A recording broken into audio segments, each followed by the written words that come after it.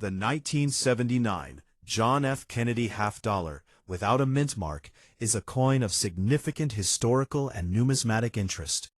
representing not only the continuing legacy of President John F. Kennedy, whose assassination in 1963 shocked the nation and led to a surge of commemorative coinage, but also the broader evolution of U.S. coinage in the post-silver era, when the United States Mint had fully transitioned to a copper-nickel-clad composition for all half-dollars intended for circulation, making the 1979 Kennedy half-dollar a fully clad coin with a pure copper core sandwiched between two layers of 75% copper and 25% nickel, which gives it a silvery appearance similar to earlier silver coins, but with a much more durable and corrosion-resistant surface that was intended to withstand decades of daily use. The 1979 issue, without a mint mark, specifically indicates production at the Philadelphia Mint, which traditionally omitted mint marks from coins produced there at the time, differentiating it from Denver minted coins that bear a D mint mark, and San Francisco minted collector versions which may have proof finishes. And the absence of a mint mark can sometimes confuse casual collectors, but is critical in identifying the origin of this coin and in understanding its place within the larger Kennedy half-dollar series, which began in 1964 as a 90% silver coin and gradually transitioned to 40% silver in the special 1965-1970 issues, before settling on a copper-nickel-clad composition starting in 1971, thereby making all 1979 coins completely non-silver and purely clad, which influences both collector perception and intrinsic metal value. The obverse of the coin, designed by Gilroy Roberts, features a strikingly realistic portrait of President Kennedy, capturing his youthful vigor, clean-cut features, and the iconic wave of his hair, with the word Liberty boldly inscribed across the top, the date 1979 appearing directly beneath the bust, and the national motto, "In God We Trust," placed strategically to balance the design. Yet in coins that have seen significant circulation and are considered to be in bad condition, much of the intricate detail of Kennedy's hair, facial contours, and clothing lines may be worn down, smoothed over, or even partially obscured by surface abrasions, scratches, dents, discoloration, and other marks of wear that inevitably accrue as a coin travels through the economy.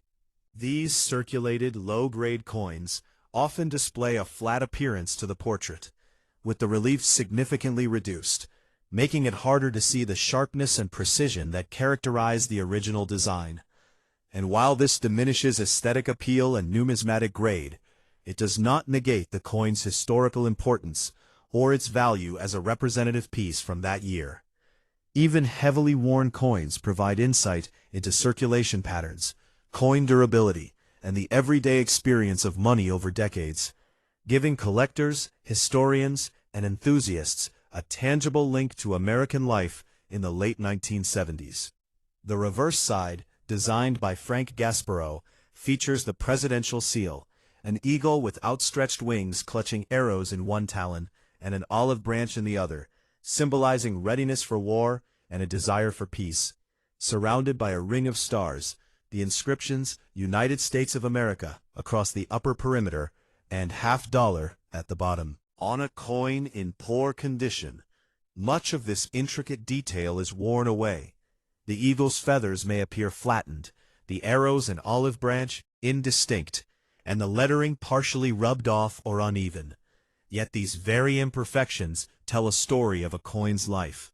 highlighting the effects of circulation, handling, environmental exposure, and the passage of time, and giving collectors and numismatists a visual history that perfectly complements the coin's historical narrative. Furthermore, the edges of such coins may display nicks, dents, or small abrasions, and toning or discoloration may have developed over decades, ranging from dark gray to brown or even greenish hues, depending on the storage conditions, handling, and chemical exposure, which can create a unique character for each individual coin. sometimes adding aesthetic appeal for collectors who appreciate patina and history over pristine condition. While the 1979 Kennedy half-dollar was minted in very large numbers, with Philadelphia production alone exceeding over 200 million coins, coins that have survived in circulated poor condition are still valuable for educational, historical, and collection purposes, even if their market value is primarily sentimental or for set completion rather than intrinsic or numismatic scarcity. Collectors often use these lower-grade coins to illustrate the effects of wear on coin design, to teach grading standards, or to provide context within the Kennedy half-dollar series, which spans from 1964 to the present day, encompassing proof, uncirculated, silver, and clad variations, each with unique characteristics that reflect the technological, artistic, and economic trends of the era. The 1979 issue without a mint mark also allows numismatists to study the subtle differences between minting facilities, including striking pressure, die polishing, and planchet preparation, and to observe how these factors affect wear patterns over time, creating a highly informative and hands-on study piece for anyone interested in U.S. coinage. Coinage history, monetary policy, or even the cultural memory of President Kennedy, whose image and legacy continue to resonate decades after his presidency. In addition, coins in bad condition often carry stories that go beyond grading scales. They may have been part of pocket change in a small-town grocery store, exchanged in banks during the late 1970s, or handled by countless individuals across the country, each mark, scratch, and discoloration adding a tangible narrative that cannot be captured by mint numbers alone. For this reason, even a heavily worn 1979 Kennedy half-dollar without a mint mark is appreciated for its educational and historical significance, demonstrating how modern coins age, how cladding materials perform over time, and how the public interacts with currency on a daily basis. It is also important to note that while such coins rarely achieve the market premiums commanded by high-grade uncirculated examples, they retain their role in completing typesets, illustrating design evolution, and serving as teaching tools for collectors, students, and historians alike, while maintaining an undeniable connection to the memory of one of America's most iconic presidents, whose face on this coin represents a blend of artistic mastery, political commemoration, and enduring cultural symbolism that has allowed the Kennedy half-dollar to remain a popular and recognizable series for over 50 years. Finally, the 1979 Kennedy half-dollar without a mint mark, in bad condition, offers a unique perspective on the intersection of historical commemoration, modern coinage production, and the practical realities of currency circulation. It provides collectors with an opportunity to observe firsthand the effects of wear and handling on a coin's design, to appreciate the legacy of President Kennedy, and to study post-1964 U.S. coinage within a broader economic and cultural context, reflecting how coins serve not just as monetary instruments, but also as artifacts of history, craftsmanship, and collective memory. From its detailed obverse portrait to its reverse presidential seal, from the material composition to the visible signs of wear, this coin encapsulates decades of American history, numismatic evolution, and the enduring fascination with John F. Kennedy's legacy,